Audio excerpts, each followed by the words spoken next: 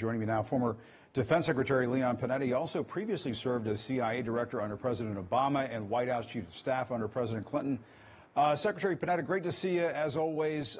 This idea that Russia already has 70% of the military capabilities in place for a full-scale invasion of Ukraine, and that intelligence estimates are coming in saying that the capital city of Ukraine would fall within 48 hours. I mean, that is alarming stuff, but yet at the same time, I can't make heads or tails of why Ukraine isn't more in a state of panic about this or alarmed about this. How alarmed are you? Well, I think it's a dangerous moment, and I think whether you're Ukrainian or American or, for that matter, a citizen anywhere in the world, this is a dangerous moment in the 21st century. Why? Because Russia continues to add fuel to the fire. And the more they continue to build up their military forces, the more likely that a spark will set off that fire and create a war that nobody wants.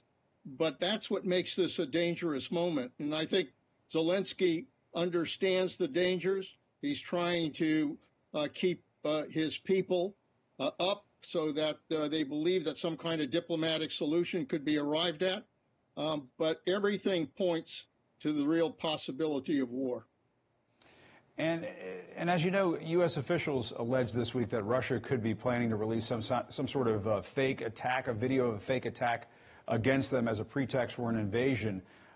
In the meantime, we just saw these images of Putin and China's President Xi Jinping looking very cozy at the Olympics.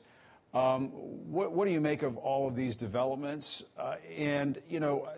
One of the questions that I have about all of this is, from your standpoint as a former defense secretary, the United States putting troops into Eastern Europe, into that theater, in the middle of all of this. Is that a good idea? Well, there are two positions going on here. One is the Russian position, which is military action, a military threat to invade a sovereign country. And the United States and our allies have taken another position, which is to try to stress deterrence and the fact that Russia will pay a very heavy price if they decide on military action, and diplomacy, in the hope that they'll be willing to sit down and negotiate a peaceful solution. Russia is going to try to get the support of another autocrat in China, President Xi.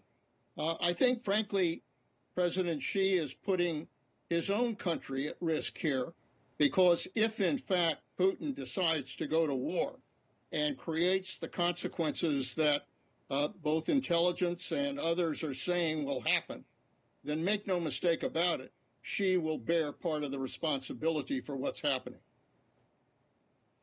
And let's talk about the January 6th investigation. As we mentioned earlier, you were once a White House Chief of Staff many lifetimes ago, many points in your career ago. But I'd like to get your reaction to some of this reporting from the Washington Post that Trump was constantly ripping up important documents when he was in the White House, and that his staffers would decide amongst themselves which should be taped back together again. Which ones would be tossed into burn bags and, I guess, incinerated over at the Pentagon. I mean, this is crazy stuff. We're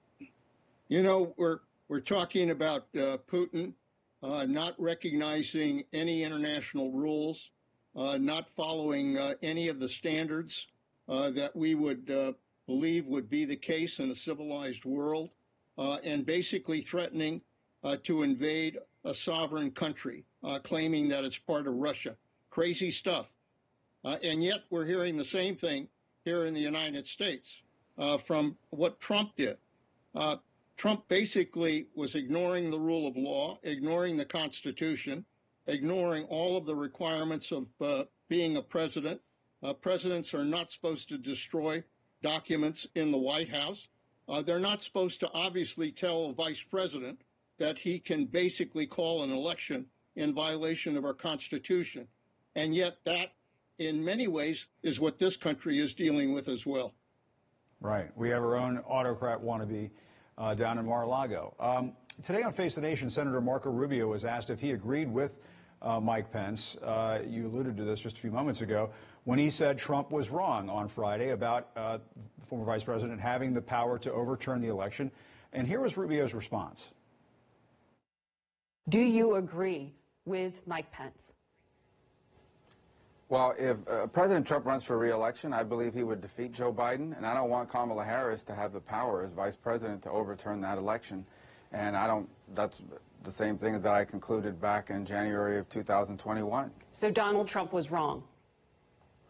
Well, as I said, I just don't think a vice president has that power, because if the vice president has that power, Donald Trump would defeat Joe Biden in 4 years or 2 years, and then Kamala Harris can decide not to overturn the election. I don't want to wind up there. How is that such a hard question to answer, do you think? I think Republicans have twisted themselves into a position that makes it very difficult for them to basically speak the truth. And, you know, I think Senator Rubio should have just said that the vice president was correct, that no vice president can declare who the president of the United States is. That is the truth. And I think Republicans, if they frankly would take a stand for the truth of what our Constitution says, that they would be in much better shape politically than trying somehow to use contorted logic in order to defend Trump. Yeah. And it's just painful to watch. All right, Leon Panetta, always great to see you. Thanks so much as always. And of course, we'll be back in touch about this very volatile situation in Ukraine.